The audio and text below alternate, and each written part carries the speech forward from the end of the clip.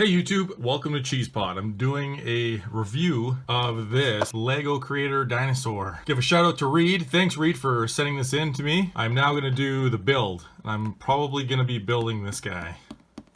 The Tyrannosaurus Rex because it looks like the most complicated. What's this saying here? This is take a photo, upload it, thumbs up. What is it? Lego.com/life.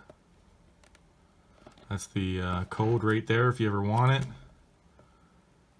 All the trademarks and all that fun stuff. So yeah, this is the Lego Creator, ages 7 to 12. I am clearly not either one of those ages. The code again, Mighty Dinosaurs. 174 pieces, that's not bad. Building toy. And I remember like boxes that were about this big, they were $5, now they're 15. This box is like 4 of those boxes, and this has got to be at least $40 for this. So again, thanks again, Reed, for sending this in. Let's build this. It's always funny that it says push in here, right? I don't know if other people have dry skin like I do. Like I got this, and it just friggin' kills. There we go. All right, let's see what we got here. So 1 pack, 2 packs, 3 packs. And I believe a load of instructions. Create islands, the actual instructions I need. So these are each instructions for, because it's 3 in 1. The Triceratops, the pterodactyl style, but we need this guy because this is the T-Rex we're gonna build. I feel like I could do this in pretty good time. You guys can jump cut or jump to whatever you want to see how fast I go through this. I hope you guys enjoy it as much as I do. This is the first bag I need. Get this. Oh my god. Okay. A big thing with building Lego. So I've been building Lego for years and years and years. My brother and I are what I consider master builders, according to the Lego movie, right? So we would turn anything into anything. I've used space exploration Lego and made a pirate ship out of it. I have photos of that on Instagram. Check out cheese_pot on Instagram there if you want to check out some of my photos. It's on there somewhere. First thing is first, and I need to find the pieces that are how needed. The hardest part of Lego is you try not to mix match these bags. Building this little extra piece of bones that's going to be on the ground, a little decoration, I think. So this is what I've built so far, and so that's that.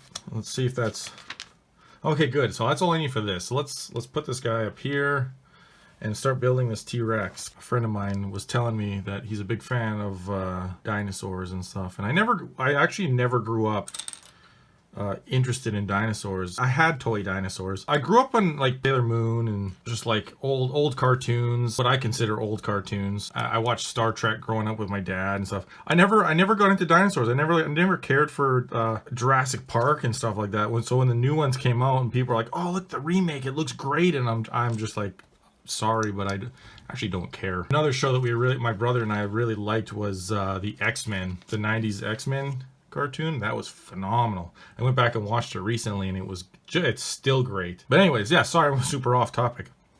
Yeah, I grew up not caring for the dinosaurs and stuff, but they are fascinating, having been living here on Earth before us however long ago. I'm not going to get into details because I know people like to troll, so let's not do that. Now, I'm sure people are going to troll me anyways for saying I don't like dinosaurs, but I also grew up on Power Rangers. Now there's too many of them and I just don't care anymore, and Pokemon was cool. Let me clarify that. The first 150 Pokemon were great. I don't know if it's 152, including Mew and Mewtwo or whatever, but so right now, so this is what I built. This is what I built. This is that piece there, and I'm getting onto this piece over here, which is assuming the torso. But all right, let's keep going. Holy man, these are hard to do. Ugh, I can only imagine a child doing this, you know. Speaking of something difficult to build when you're a kid, Transformers, you know, Transformers growing up, Beasties specifically, or Beasties Transmetal. Those things were absolute.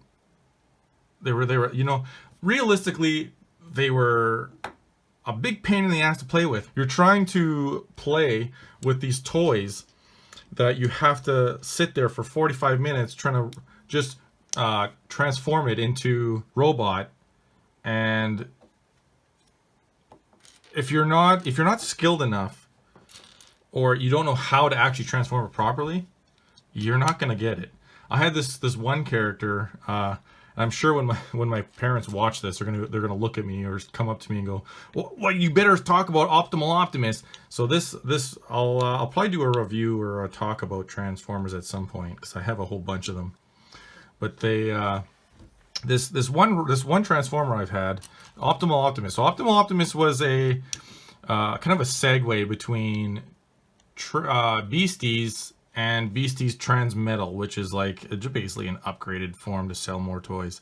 But the Optimus Prime got like three versions of himself. So he's got the normal, regular, the ape one, right? The gorilla. So the original gorilla, the black one, the black and I guess white and red gorilla when he transforms and such, and then he gets an upgraded version when he got a surfboard or something, some kind of surfboard. It was just a bizarre upgrade. He turned blue, and then from that he got another upgrade into a, like, so if say Cheetor was 6 foot tall, Optimal Optimus was probably like 8 to 10 feet tall.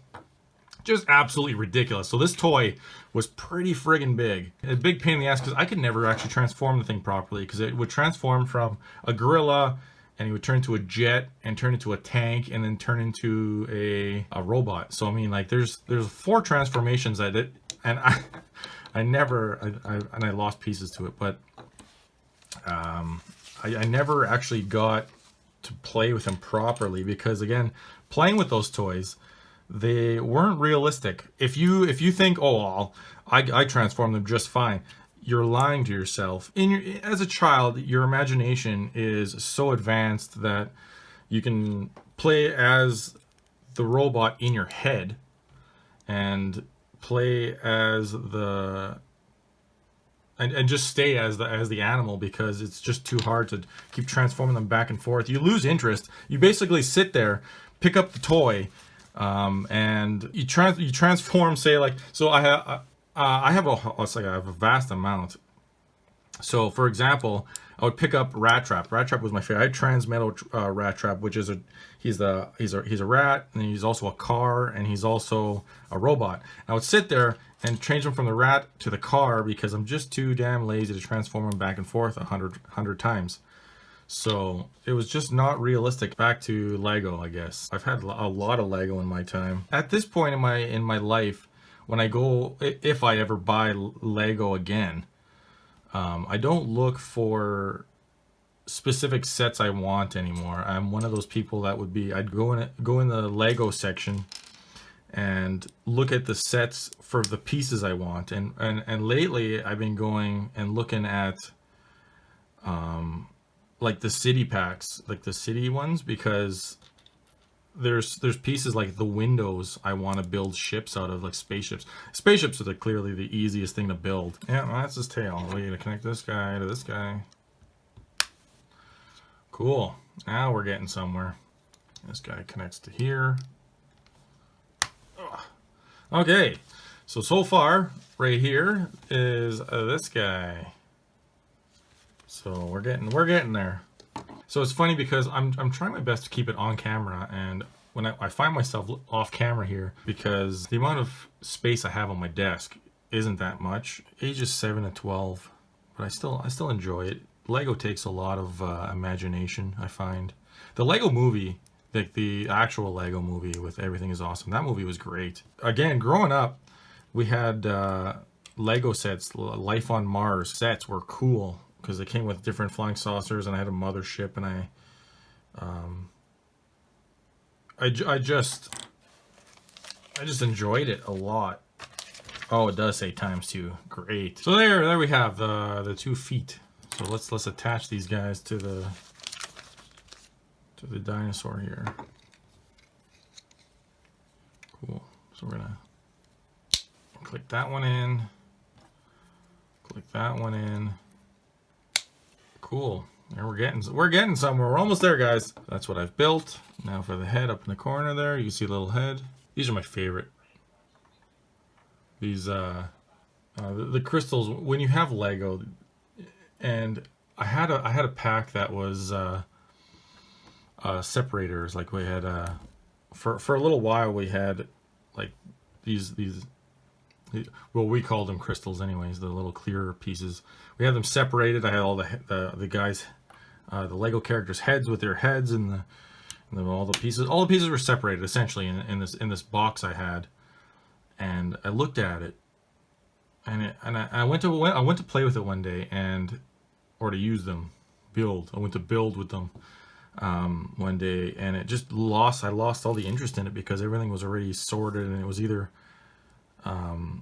should I mess it up and then have to reorganize it again, or so I actually just opened the box that I had everything separated in, and I just dumped it back in because, believe it or not, half the fun is actually digging through the Lego trying to find these little clear pieces or computers or windows or any of that stuff. The worst part of Lego, and I know everyone will agree with me on this, is stepping on it, right? It does take imagination to build things. I've seen people build some pretty awful things, and they're like, "Oh, look at this! This is the cool one," and I have to just flatter them and go, "Yeah, that looks great."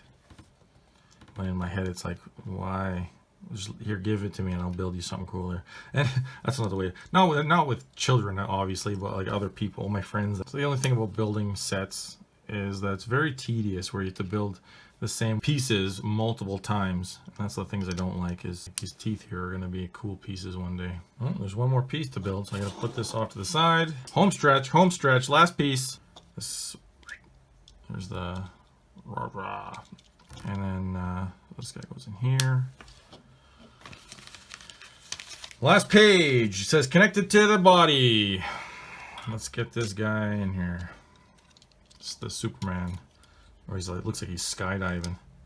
Oh. And there we have it. There's the TDS Rex we have here. This is actually really cool. I never have sets. I never really buy actual creatures.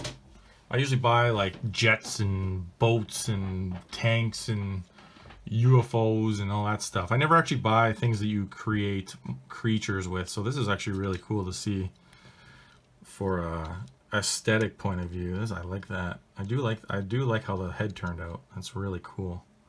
The articulation's pretty cool. There's the whole thing. Cool. Well, that's gonna go on my shelf of awesome things. Don't forget to hit that like button, subscribe. Put that little notification symbol down there. And thanks for watching, guys.